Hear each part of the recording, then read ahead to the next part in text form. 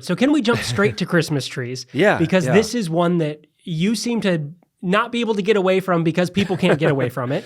And Right. so I'm going to make you go back to it for the people who have heard that the Christmas tree is an evil thing, or that Christmas tree is an adoption of a pagan thing, or that, Jeremiah tells you shouldn't have a Christmas tree and we need to do something different. Where do you even start in this conversation about the Christmas tree and Christian traditions or pagan traditions?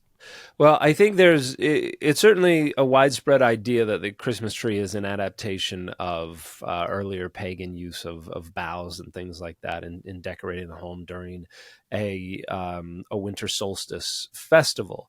And I think there's a degree to which the use of boughs in decoration can be traced back to pre-Christian European traditions. However, the Christmas tree itself doesn't seem to be an elaboration on that tradition. The Christmas tree itself seems to be something that developed within Christian communities in Germany along the border with France back in the 14th and 15th centuries. And there's a wonderful video, almost an hour-long video on YouTube by a friend of mine, Andrew Mark Henry, with Religion for Breakfast, that goes through the history, cites peer-reviewed academic research on all of this to, I think, make a pretty strong case that the Christmas tree is a uniquely Christian development and that it is not ultimately pagan in origin. And there are a lot of folks who are going to disagree with that, but it's going to be based more on dogma than on anything else. And I see a lot of folks within the pagan community who want to see this as something that was appropriated by Christians from paganism. And there is a case to make, obviously, that a lot of Christian hegemony in other lands, when they go in and take over cities and countries and things like that, there's a degree of syncretism, of kind of incorporating existing traditions into their rule in that area. And some of that is the result of trying to appropriate those traditions. Some of that is a result of converts saying, we're not going to give up these traditions. But when it comes to the Christmas tree, the data just don't support that. It seems that the Christmas tree is uniquely Christian.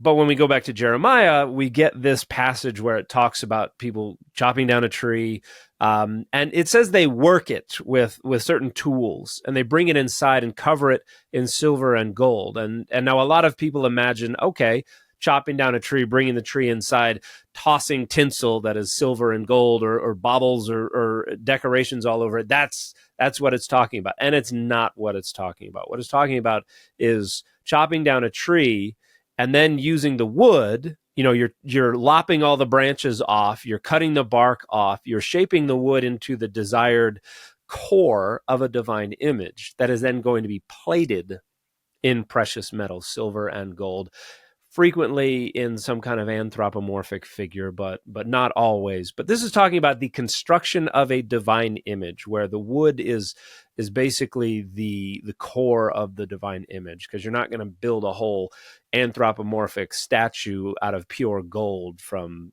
inside and out. You're going to use, in fact, there's a type of wood in Assyria and Babylon where the Akkadian term is bone of the gods.